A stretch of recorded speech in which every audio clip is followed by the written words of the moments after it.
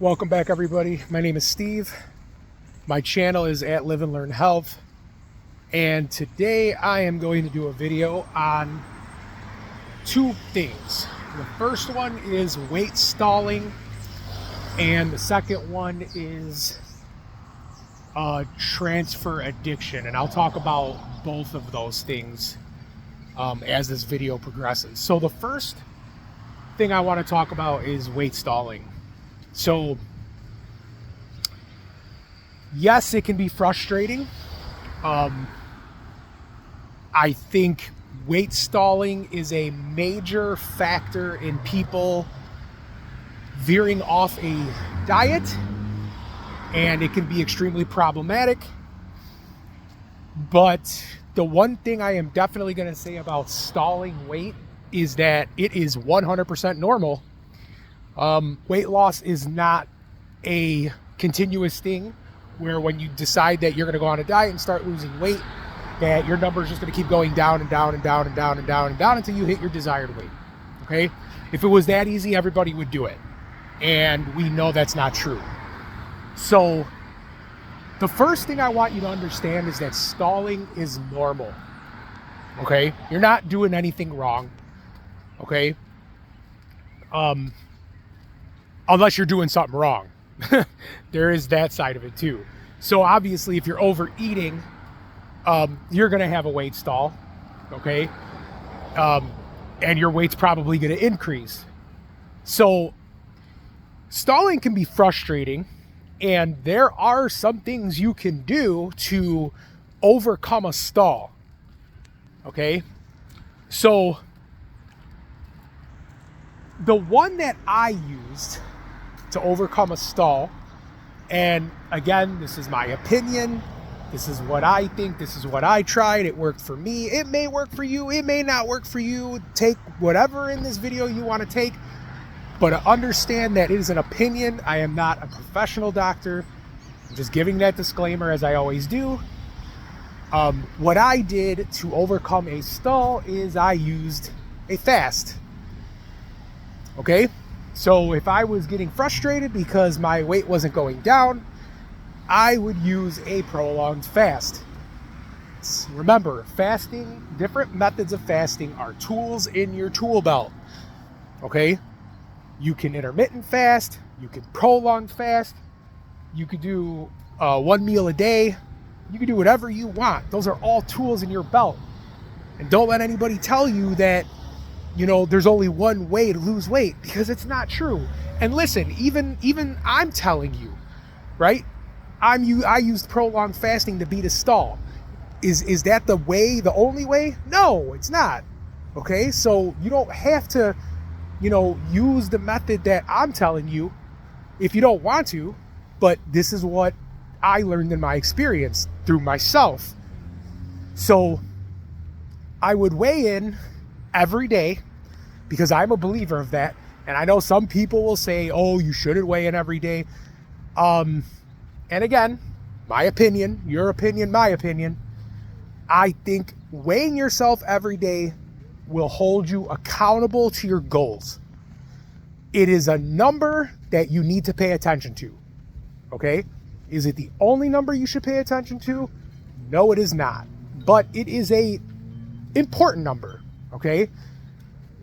So the most aggressive way I deal with a stall is fasting, prolonged fasting, which to me, I would consider anything over 24 hours a prolonged fast. Now, if you're going to do fasting, again, there are safe ways to do this. Make sure you have your electrolytes. You got to take in potassium, sodium, and magnesium. Okay? Do not do strenuous exercise. I don't think people who do prolonged fasting should do strenuous exercise. The most strenuous thing I do if I'm going to fast over 24 hours is go for a walk. Simple. That's it. Right? Because if I'm going to the gym and I want to put up serious weight, I'm going to eat. I'm going to use that food as fuel. But if I'm trying to get through a stall and I'm trying to cut weight for whatever reason, then I'm going to use a prolonged fast. Okay? Now, I did say that we pay too much attention to the number all the time during a stall, that weight number. We like fascinate over it.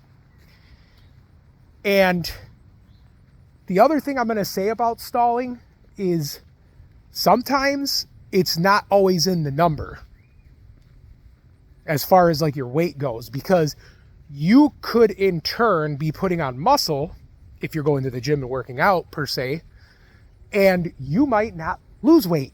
You might just be swapping fat for muscle, or you might be losing water weight and gaining muscle. Okay, those things can all happen. So another thing you have to understand and pay attention to is the size of your waist. You should measure your waist, because you may sit there all frustrated and say, man, I'm not losing weight. But then you go to measure your waist and all of a sudden you're losing waist sizes. Okay? So it's not always about cutting weight. Sometimes you got to measure other things. I think a big problem we have when it comes to weight loss is that we want to lose weight to get healthy instead of get healthy to lose weight, right? A diet should not, your focus of a diet should not be, I want to lose weight. That's the most important thing. I want to lose weight.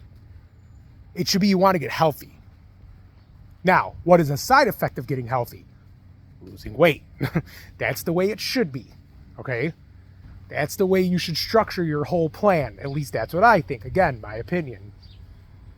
You do you and I'll do me. Take what you want. Okay? Now, as far as transfer addiction goes, my understanding is you're trying to take an addiction you have. So you may have like a food addiction, right? You may think you have this food addiction and you cannot escape it. Okay? And I have plenty of reasons why I think people have food addictions, and I'm going to share them. So food addiction is basically you're just like stuck in this loop. It's like any other addiction, right? If you're addicted to alcohol, if you're addicted to smoking, if you're addicted to playing video games, if you're addicted to sugar, you crave it, right? Once you have it, you crave it, and it's hard to kick. That's why I tell people, don't start drinking, don't start smoking, don't do those things, because they are extremely addictive. Now, some people may say, well, if you turn your food addiction into an exercise addiction, you can right some of your problems. You can correct some of your problems. And that's where I'm going to tell you I disagree. A workout exercise addiction is just as much of an addiction as food addiction. There are consequences to being addicted to things. Okay? There are consequences to that. And you need to be very careful, because you are walking a very fine line of any addiction. Okay? So the most important thing is to find balance. Find balance. And believe me, that's easier said than done. I completely understand that. And I've been on both sides of the spectrum. I've had food addictions or food cravings. I've had exercise cravings where I just want to go to the gym and work out, and I think that's going to solve all my problems. And it really doesn't. It actually makes things worse, because you can get hurt if you have an exercise addiction. So don't try to swap one for the other. The key thing is balance, balance, balance. Do a little bit of exercise.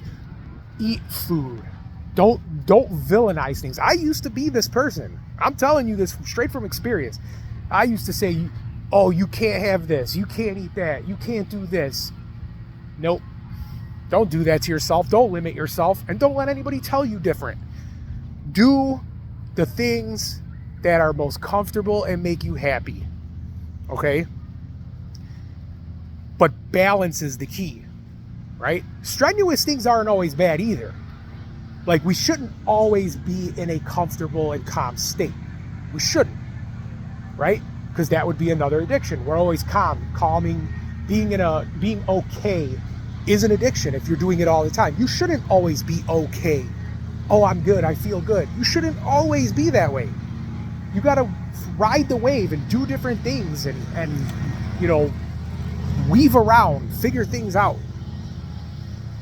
You should never be content with one thing. You shouldn't. So transfer addiction is something that is real.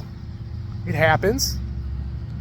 But I think the key thing to fight against that is finding your own balance. Okay? Take your life and create a roadmap. Follow a plan, right? You're going to do a little bit of exercise. You're going to do a little bit of reading books. You're going to go for a little bit of walks. You're going to take care of your dog. You're going to go to work. You're going to spend time with your family. You're going to go shopping. You're going to go on vacation. Do a bunch of things. Don't be so set on one or two things. Spread it out. Okay? You know, and if you think you have an addiction problem or you think you have a problem with something, talk to somebody. Talk to somebody you trust, somebody you love and care about. I tell the people at work all the time, don't hold inside your problems, because you're just holding the weight of the world on yourself, in your head and on your heart. And those weigh heavy. They weigh real heavy. Okay? You got to get stuff off your chest. You can't hold on to that, whatever it is, right? Because I do personally think that traumatic experiences are one of the key factors to weight gain. I gained like 145 pounds when my father passed away. It was the hardest thing I ever dealt with in my life, and I didn't even realize it was happening. I used food as a means to cope with my father's death. And it didn't even dawn on me that it was happening while it was going on. It didn't even dawn on me until I sat back, now looking back at it, because you could look at any situation from the outside looking in instead of the inside looking out. It's easier when you could take yourself away from a situation and analyze it, okay? That 110 million% that the way I coped with my father's death is through food. I wouldn't call that an eating disorder. I wouldn't call that an addiction. I would say I just did it because it made me feel good. That's what I did. And then I finally got to the point where I said enough is enough and I needed to fix it. And I fixed it. I mean, you gotta be able to pinpoint it. And sometimes you can't do it for yourself. Sometimes you need somebody who is an outside source who's going to help you with those problems, because they can see you better than you can see yourself. And it just makes sense. So talking to somebody about problems you have is huge. Writing them down in a journal is huge. That's another really good one, is to write things down in a journal, right? Like if you're on a weight loss journey, you should write down your weight, your day-to-day weight. Hold yourself accountable. Write a journal about how you feel. Hold yourself accountable. Talk to somebody. Hold yourself accountable. And be open to judgment and criticism from a professional, because there's nothing wrong with that. They're going to tell you how it is. And yeah, it might hurt your feelings. It might. But you know what? The truth hurts sometimes. And I've had it happen to me before too. You know, people told me things and I wasn't happy about it. But then I sat back for a second and I said, wow, you know what? They're right. I was wrong. Sometimes we need to be told those things. All right. So hopefully this video will help you out with stalling and transfer addiction. If there's somebody you love and care about who you think this video will help, please share it to them. Please subscribe, thumbs up. If you have any questions, please leave them in the comments. And I'll see you guys in the next one. Peace out.